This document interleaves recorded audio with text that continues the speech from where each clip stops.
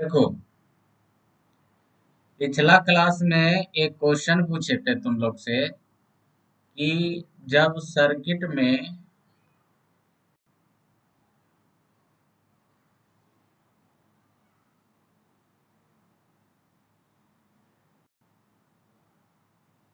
कोई electrical circuit है, मान लो यहाँ पे बल्ब लगा हुआ है, तो इलेक्ट्रॉन जब यहाँ से चलता है,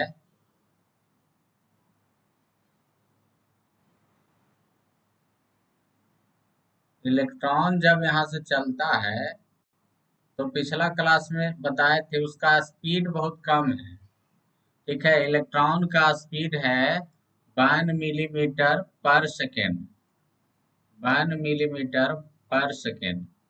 ये स्पीड इतना कम है कि इसको 1 मीटर डिस्टेंस तय करने में कितना सेकेंड लग जाता था? 1000 से ज्यादा सेकेंड लग जाता था। 1000 से ज्यादा सेकेंड लग जाता था, जो कि लगभग 15 मिनट से ज्यादा समय है। ठीक है, तो 10 मिनट ही मान लो, 10 मिनट से ज्यादा समय है। ठीक है, तो जब किसी बल्ब को सर्किट में लगाते हैं और जैसे ही स्विच को ऑन करते हैं, तो 1 मीटर भी अगर वायर का लेंथ है, तो वहां तक इलेक्ट्रॉन पहुंचने में 10 मिनट का ज्यादा समय लग जाएगा। ठीक है, 10 मिनट से भी ज्यादा समय लग जाएगा। ठीक है, लेकिन जब भी स्विच ऑन करते हैं तो बल्ब जल्दी जल जाता है। ऐसा क्यों? यही क्वेश्चन था पिछला क्लास में तुम्हारा। तो देखो, इसका कारण बताते हैं आज। आज की क्लास में, पिछला सब क्लास में क्वेश्चन पूछे थे। देखो, इसका कारण ये हो जाता है, मान लो कि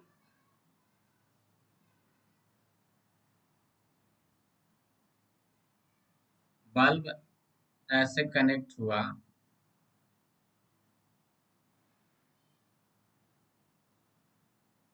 तो देखो, फ्री इलेक्ट्रॉन है जो हर जगह है। जैसे यहाँ से तो एक इलेक्ट्रॉन चला, यहाँ पर भी फ्री इलेक्ट्रॉन है। फ्री इलेक्ट्रॉन यहाँ पर भी है, यहाँ भी है, यहाँ भी है। हर जगह फ्री इलेक्ट्रॉन है। ठीक है, हर जगह फ्री इलेक्ट्रॉन है।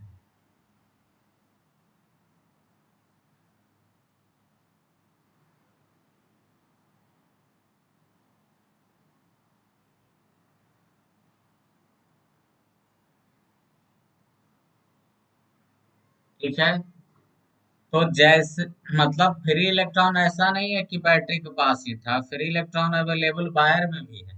तो जैसे ही स्विच को ऑन करते हैं तो सब है जो चलना शुरू कर देता है ऐसे लाइन में।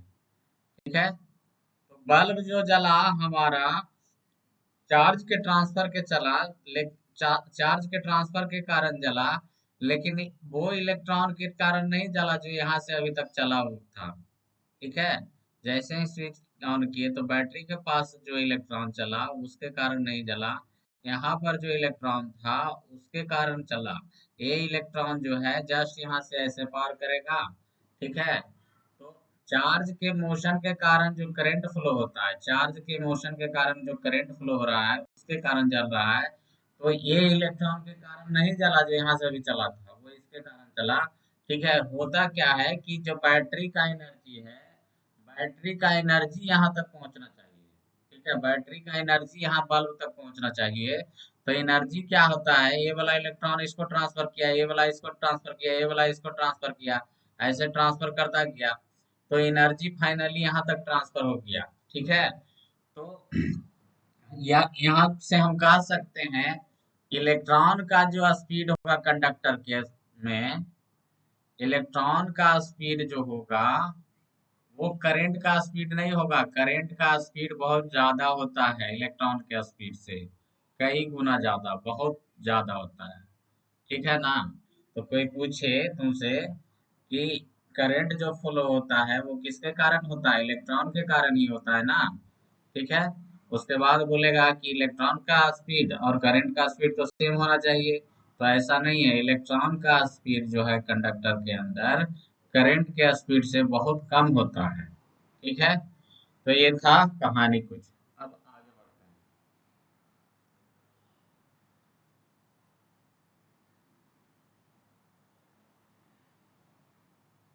लिख लो इसको note.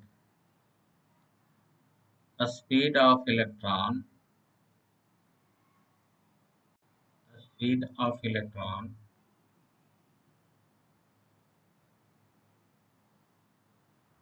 In the current, in the electric current लिख देते हैं, in the electric current is is always less than the speed of current, speed of electric current, दोनों अलग अलग चीजें हैं। Speed of electric current note करो, फिर आगे चलते हैं।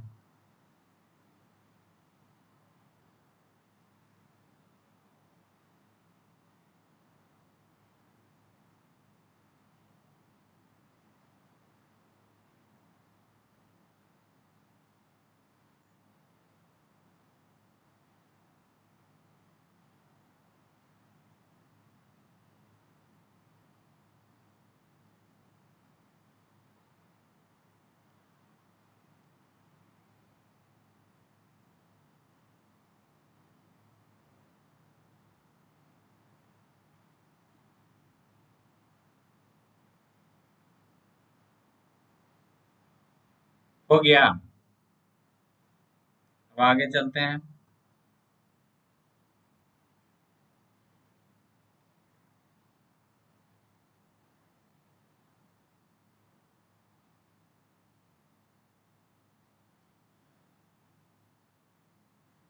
कूलम्ब्स लॉ, देखो ये 10th में नहीं पढ़ना है, लेकिन कुछ बुक है जो टीएमएच एमटीजी सब इससे क्वेश्चन दे देता है। क्वेश्चन है क्या कूलम्ब्स लॉ? मान लो कि दो चार्ज है, एक Q1 है और दूसरा क्या है, Q2 है। दो चार्ज है, एक Q1 है, दूसरा Q2 है, दोनों के बीच चार्ज है R। तो ठीक है, तो देखो दो चार्ज रखेंगे अगर स्पेस में Q1 Q2, तो दोनों के बीच अट्रैक्शन या रिपल्सन का फोर्स लगेगा। अट्रैक्शन कब लगेगा? तो अट्रैक्शन तब लगेगा जब चार्ज लाइक होगा। लाइक मतलब क्या हुआ, या तो दोनों पॉजिटिव रहे, पॉजिटिव पॉजिटिव, या फिर दोनों क्या रहे, नेगेटिव नेगेटिव। मतलब एक लाइक मतलब एक जात वाला, ठीक है। तो दोनों पॉजिटिव चार्ज रहेगा या दोनों नेगेटिव चार्ज रहेगा, तो सॉरी उल्टा बोल दिए, अगर लाइक चार्ज रहेगा तो रिपल्सन लगेगा, लाइक चार्ज होगा तब क्या लगेगा, रिपल्सन। ठीक है, कहने का मतलब दोनों पॉजिटिव होगा या फिर दोनों नेगेटिव होगा तो क्या लगेगा, रिपल्सन लगेगा। अगर अनलाइक हुआ, अगर अनलाइक हुआ तो अट्रैक्शन लगेगा। अनलाइक चार्ज में क्या लगेगा, अट्रैक्शन लगेगा। ठीक है, अनलाइक का मतलब हुआ एक पॉजिटिव और दूसरा क्या होना चाहिए, नेगेटिव। तो लाइक, दो लाइक चार्ज अगर कुछ दूरी पर रखा हुआ है तो रिपल्सन लगेगा, और अगर अनलाइक चार्ज रखा हुआ है तो क्या लगेगा, अट्रैक्शन लगेगा। ठीक है, तो कूलम्ब साइंटिस्ट का नाम है, उनका क्या कहना था कि दो चार्ज अगर रखा हुआ है कुछ दूरी पर, तो उन दोनों के बीच अट्रैक्शन या रिपल्सन का जो फोर्स होगा, फोर्स जो होगा वो प्रोपोर्शनल होगा प्रोडक्ट ऑफ द चार्ज। ठीक है, फोर्स प्रोपोर्शनल होगा प्रोडक्ट ऑफ द चार्ज के, पहला लॉ। दूसरा लॉ ये था कि फोर्स बिटवीन द चार्ज जो होगा वो होगा प्रोपोर्शनल, इनवर्सली प्रोपोर्शनल होगा स्क्वायर ऑफ द डिस्टेंस। क्या होगा, फोर्स जो होगा इनवर्सली प्रोपोर्शनल क्या होगा, स्क्वायर ऑफ द डिस्टेंस के। अब देखो मैथमेटिक्स में ऐसा कह सकते हैं, एफ प्रोपोर्शनल टू एक्स है, एफ प्रोपोर्शनल टू वाई है, तो अगर इसको इक्वलिटी में कन्वर्ट करना होगा तो एक कांस्टेंट लगाएंगे, के बराबर एक्स इंटू वाई, ऐसा कर लिख सकते हैं। ठीक है, तो उसी चीज का यहाँ अगर ऐसे करते हैं तो from first and second, from first and second, पहला और दूसरा से हम कह सकते हैं एफ बराबर के इंटू Q1 Q2 बटा आर स्क्वायर। जैसा कि ग्रेविटेशन में पढ़े थे, ग्रेविटेशन में ग्रेविटेशनल फोर्स क्या होता था, ग्रेविटेशन में ग्रेविटेशनल फोर्स होता था ना जी, एफ बराबर G m1 m2/r², just like उसी का सिमिलर है। यहाँ पर दो चार्ज के बीच में फोर्स कितना लगेगा, एफ बराबर K Q1 Q2/r²। दो चार्ज के बीच में फोर्स लगेगा एफ बराबर K Q1 Q2/r²। तो इसको नोट करिए, डिटेल में थोड़ा और चलते हैं हम लोग।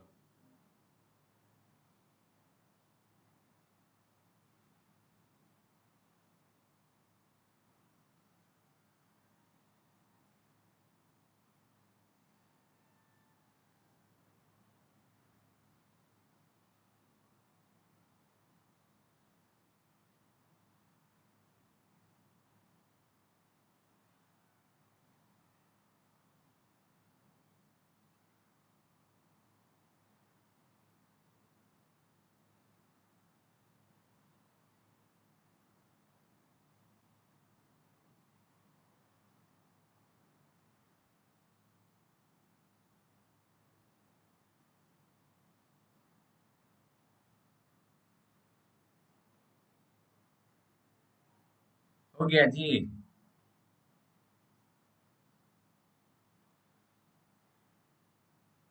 देखो वहां पे एफ क्या है,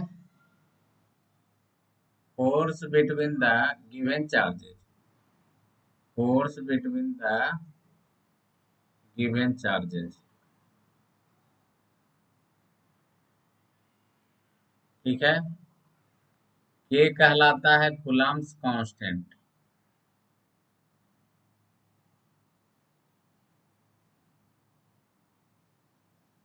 और वैक्यूम,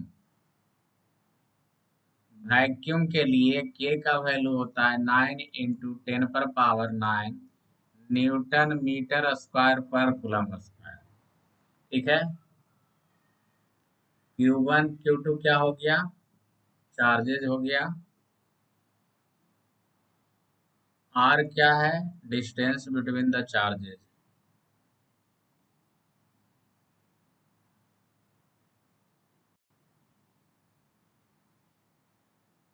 अच्छा, कूलम्ब्स लॉ का तो स्टेटमेंट तो लिखा है नहीं, चलो यहाँ लिख लो, स्टेटमेंट करके लिख देना।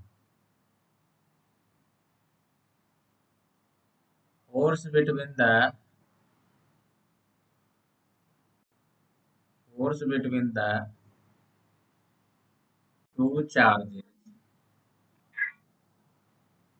is directly proportional directly proportional to the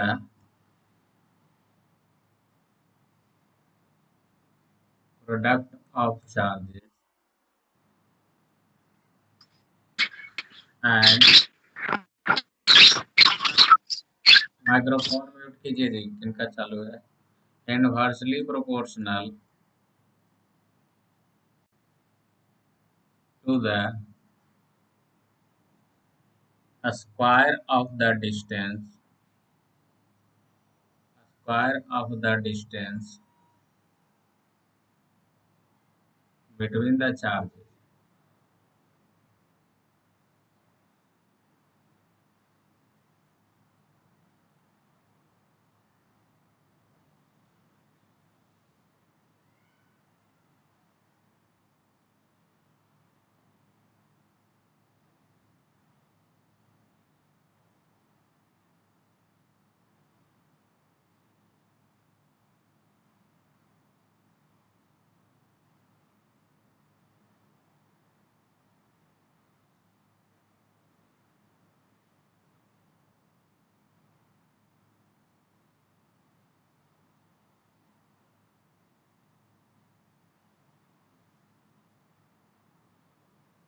हो गया जी, मिटा दें।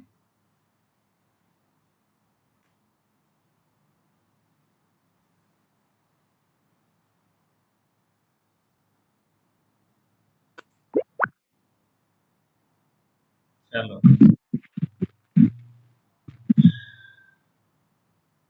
इसका कुछ प्रॉपर्टीज है कूलम्ब्स लॉ का।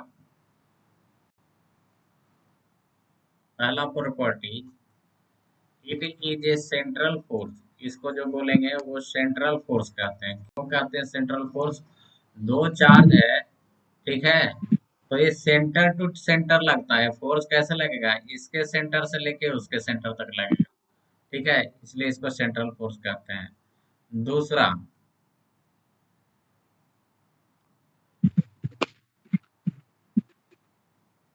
Both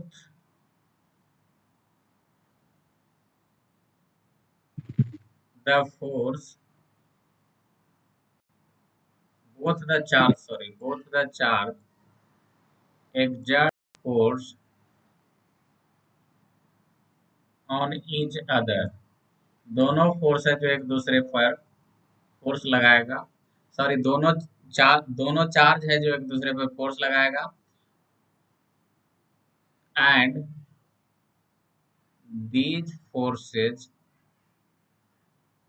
are are action reaction pair। Action reaction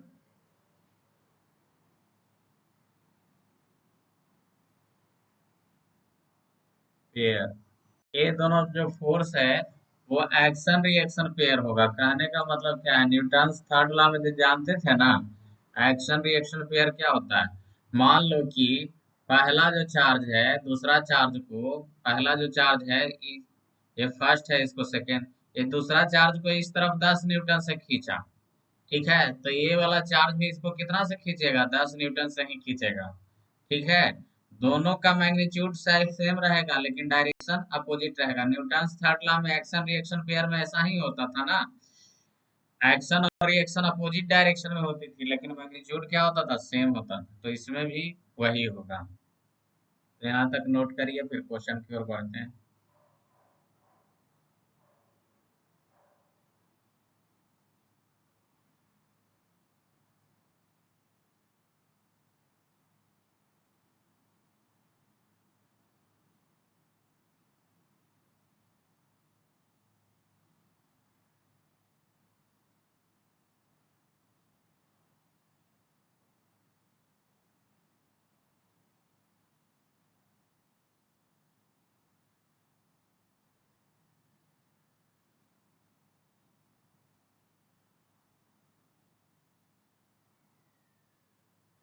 मिटा रहे हैं।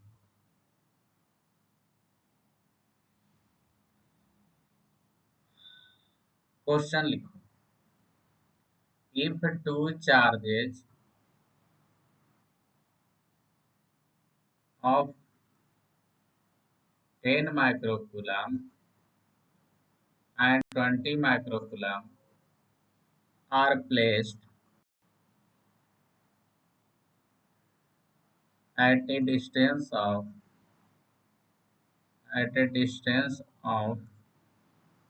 20 centimeter from each other from each other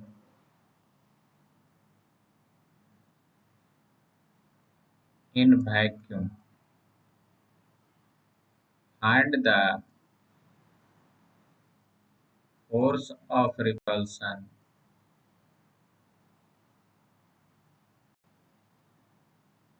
between them।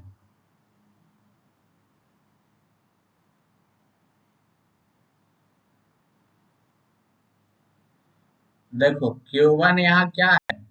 10 microcoulomb, ठीक है। ये माइक्रो ऐसा ही प्रीफिक्स होता है, 9th क्लास में पढ़े होगे। माइक्रो मीन्स होता है 10 पर पावर -6, ठीक है। तो 10 पर पावर -6 है तो इसको लिख सकते हैं पावर को एक साथ 10 पर पावर -5 कुलम। Q2 कितना गिवन है? 20 माइक्रो कुलम। तो 20 × 10 पर पावर -6 कुलम, तो 2 × 10 पर पावर-5 कुलम, ठीक है। R बराबर 20 सेंटीमीटर, इसको मीटर में बदलेंगे तो 20 × 10 पर-2 मीटर, इसको लिख सकते हैं 2 × 10 पर-1 मीटर। अब जो है हम लोग यूज कर देंगे F बराबर क्या था फॉर्मूला कूलम्ब ला का?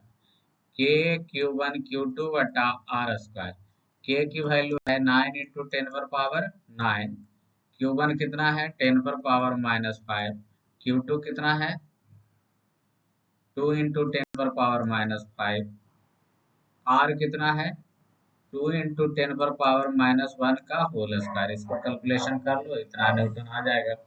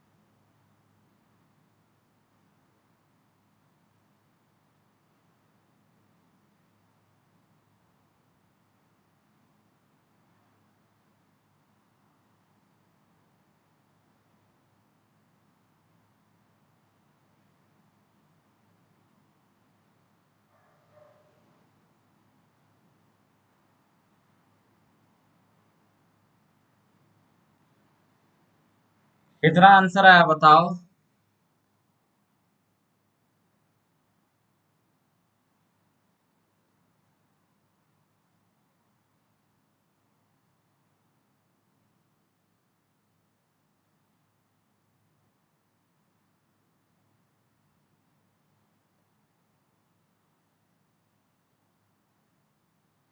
9 इंटू 10 पर पावर 9 है, और एक 10 पर पावर -5। 2 इंटू 10 पर पावर -5। 2 इंटू 10 पर पावर-1 का होल स्क्वायर था ना, तो ऊपर हो गया 9 18, और 5 10 पर पावर-5। तो 9 में से 10 गया तो 10 पर पावर-1। 2 का स्क्वायर 4, 10 पर पावर-2। ठीक है, तो 18/4 10 पर पावर-1 इंटू 10 पर पावर-2, -1 प्लस 2 तो 1 हो जाएगा, इंटू 10/4। 2 दूनी 4, 9, 10 45 न्यूटन आंसर हो गया।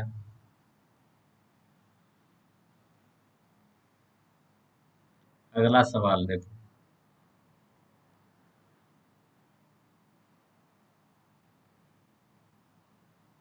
चार्जेज आर प्लेस्ड, एक मिनट,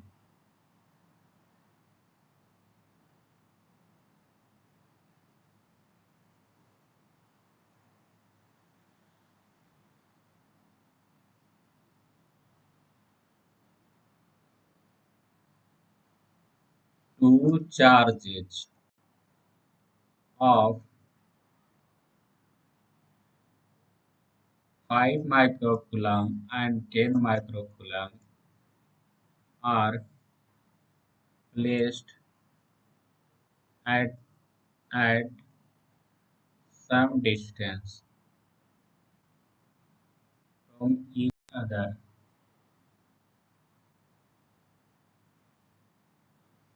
If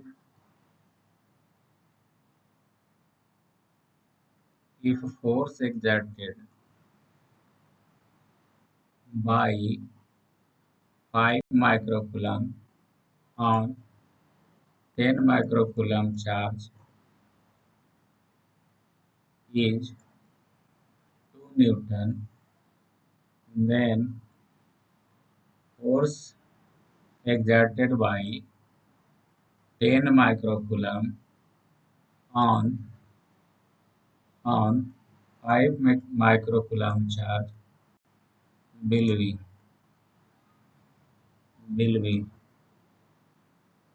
ऑप्शन ए। कह रहा है दो चार्ज है, एक 5 माइक्रोकुलम का, दूसरा 10 माइक्रोकुलम का। दोनों कुछ दूरी पर रखा गया है।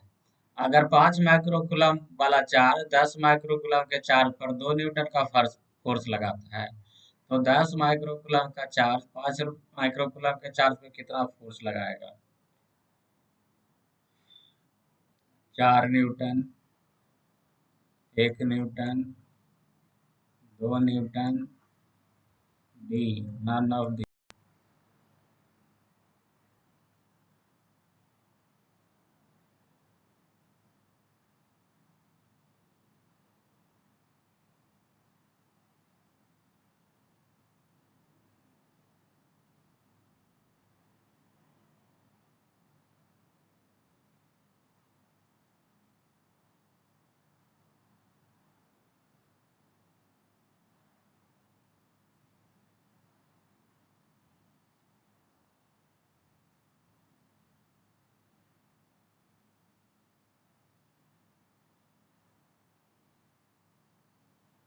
बताओ आंसर।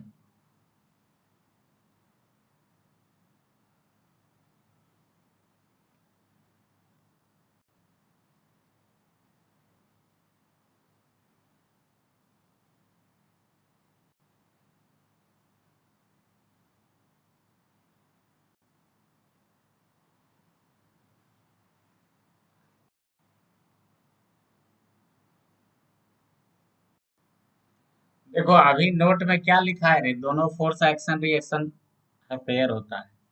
तो 5 न्यूटन वाला अगर 10 न्यूटन पे सॉरी, 5 माइक्रोकुलम का चार्ज 10 माइक्रोकुलम के चार्ज पे 2 न्यूटन का फोर्स लगाएगा। तो 10 माइक्रोकुलम का चार्ज भी 5 माइक्रोकुलम के चार्ज पे कितना न्यूटन का फोर्स लगाएगा? 2 ही न्यूटन लगाएगा। एक्शन रिएक्शन पेयर होता है, मैग्नीट्यूड सेम होगा, सिर्फ डायरेक्शन क्या होगा? अपोजिट रहेगा। ठीक है, तो अब आगे बढ़ते हैं।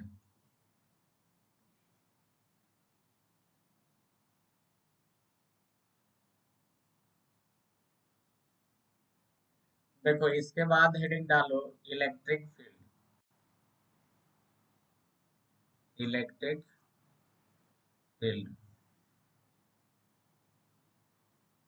देखो कोई भी stationery charge electric field produce करता है। मान लो कि ये चार्ज है, ठीक है, अपने चारों तरफ इलेक्ट्रिक फील्ड प्रोड्यूस करता है। ठीक है, अब मान लो इस चार्ज का वैल्यू कैपिटल क्यू है। ठीक है, चारों तरफ इलेक्ट्रिक फील्ड प्रोड्यूस करेगा। देखो इलेक्ट्रिक फील्ड या फिर इलेक्ट्रिक फील्ड इंटेंसिटी का है, दोनों एक ही चीज है। इलेक्ट्रिक फील्ड या इलेक्ट्रिक फील्ड इंटेंसिटी कर लें, लिखा हुआ बुक में इंटेंसिटी। इलेक्ट्रिक फील्ड या इलेक्ट्रिक फील्ड इंटेंसिटी क्या है, दोनों एक ही चीज है।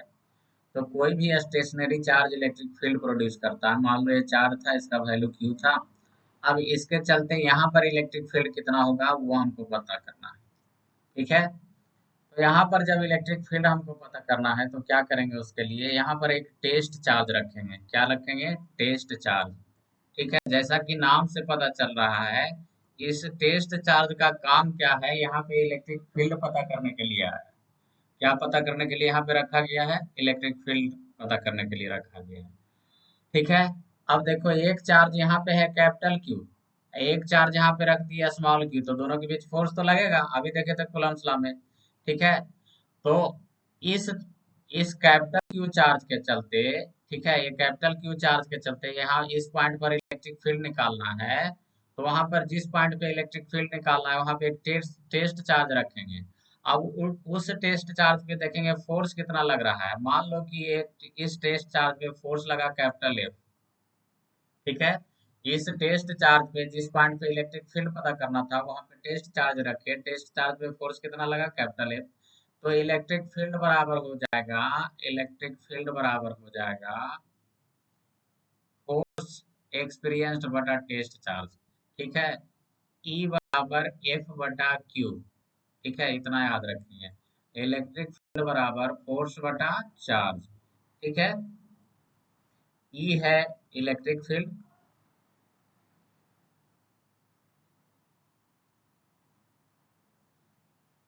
एफ क्या है? फोर्स है, क्यू ऊपर लिख ही दिए थे, चार्ज है, क्यू बराबर चार्ज है। इतना नोट करिए, फिर इसका डेफिनेशन वगैरह जो भी है लिखवाते हैं। तो हेडिंग डालिए और नोट करिए इसको।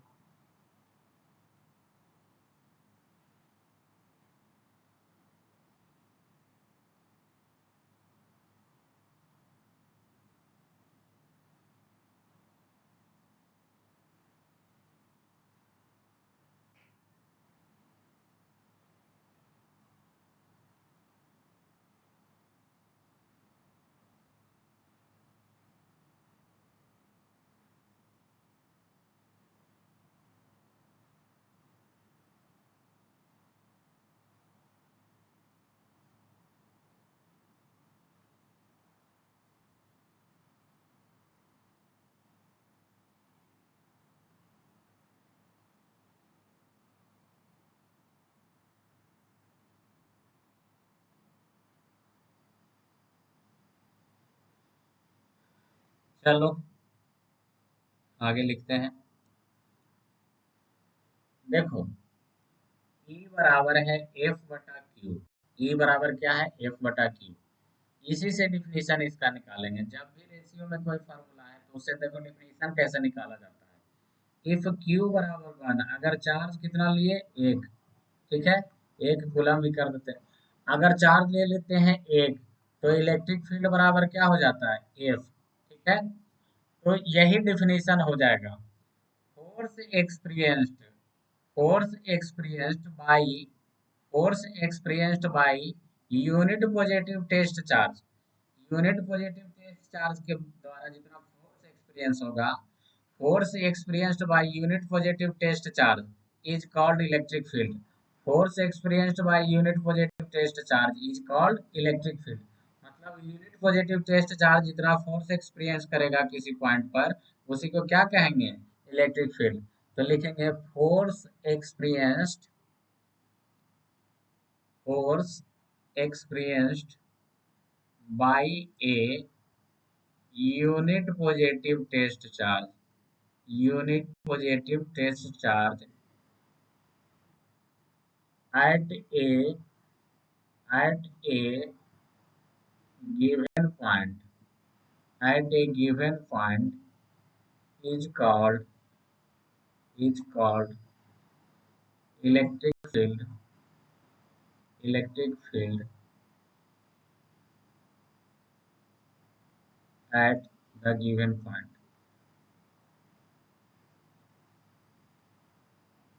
अब देखो इसका यूनिट क्या लिखेंगे, इलेक्ट्रिक फील्ड का अगर यूनिट लिखना होगा तो देखो इलेक्ट्रिक फील्ड बराबर फोर्स बटा चार्ज होता है, ये फॉर्मूला होता है। तो इसके अनुसार चलेंगे तो फोर्स का यूनिट न्यूटन, चार्ज का यूनिट कूलम।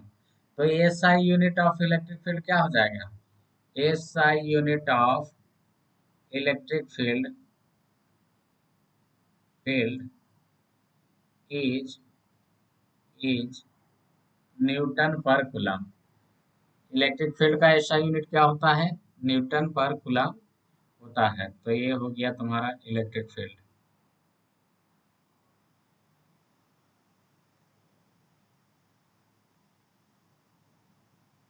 देखो आज जो भी क्लास ले रहे हैं उसका टेंथ में उतना ज्यादा नहीं, सिर्फ समझने के लिए बीच बीच में टर्म आएगा। पूरी किताब को अगर रीडिंग दोगी तो इलेक्ट्रिक फील्ड वगैरह सारा टर्म आता है, ठीक है। लेकिन समझने के लिए या फिर कुछ हाई लेवल का बुक बुक है उस सब में भी ये सब दिया रहता है, इसलिए बता रहे हैं सब। बोर्ड वोर्ड से इसका कुछ ज्यादा ताल्लुक नहीं है। तो इतना हो गया।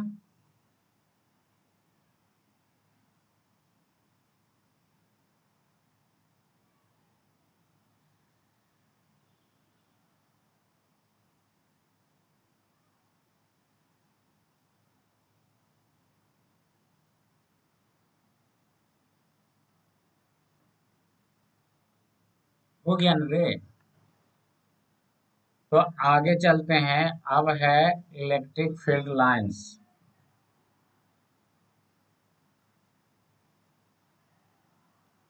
Electric field lines.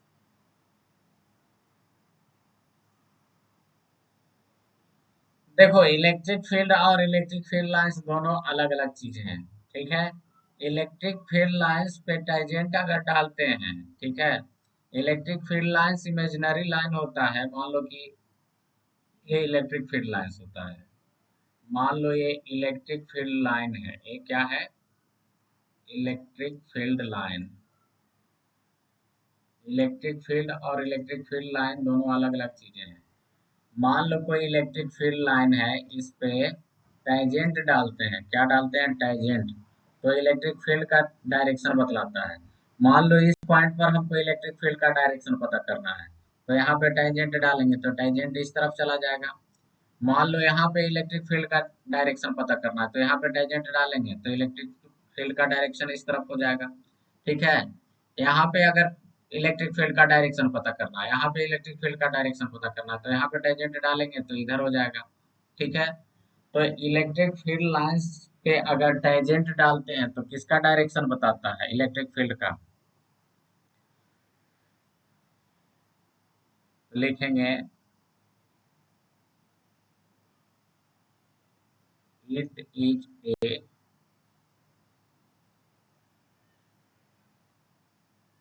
imaginary curve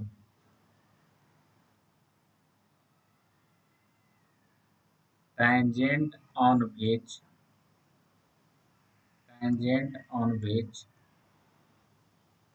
gives the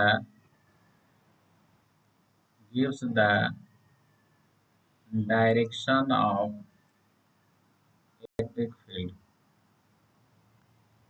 electric field. यह इमेजिनरी कर्व होती है जिस पर टेंजेंट डालने पर किसका डायरेक्शन बताता है, इलेक्ट्रिक फील्ड का डायरेक्शन। अब इसका कुछ प्रॉपर्टी है जो कि याद रखना है तुम लोग को, प्रॉपर्टीज।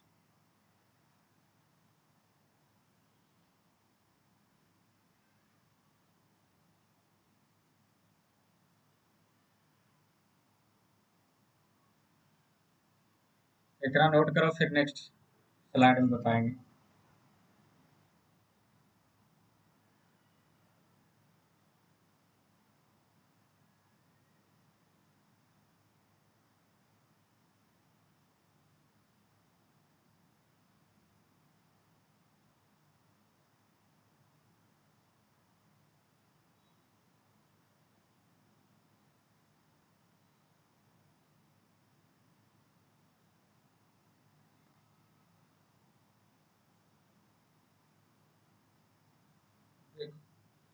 पहला प्रॉपर्टी ये होता है कि पॉजिटिव चार्ज से इलेक्ट्रिक फील्ड लाइंस निकलता है ऐसे रेडियली, रेडियली मतलब रेडियस की तरफ, ठीक है। पॉजिटिव चार्ज से निकलता है इलेक्ट्रिक फील्ड लाइंस,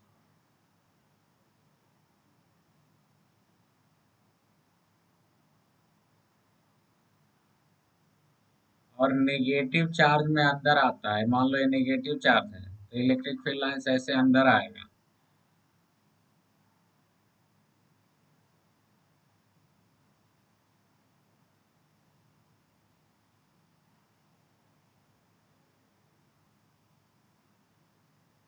तो लिखेंगे electric field lines starts from negative from a positive charge and ends up to a negative charge।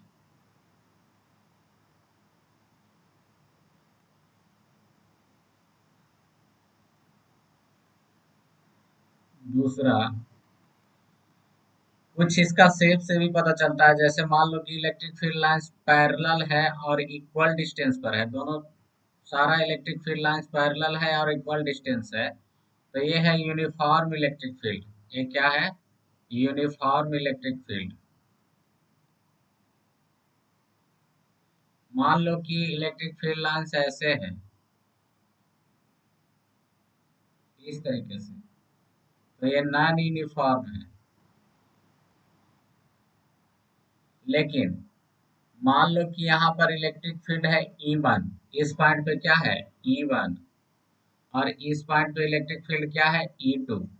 तो E2 बड़ा है E1 से, क्यों, यहाँ electric field lines close close है ना।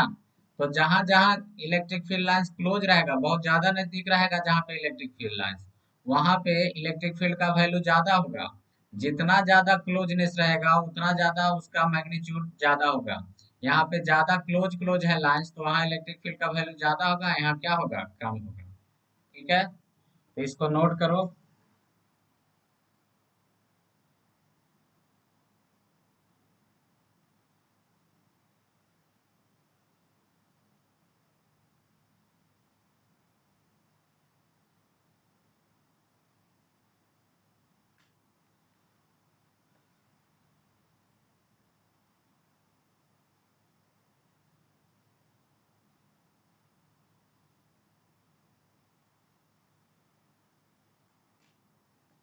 इतना रहने देते हैं ये वाला क्लास, ठीक है।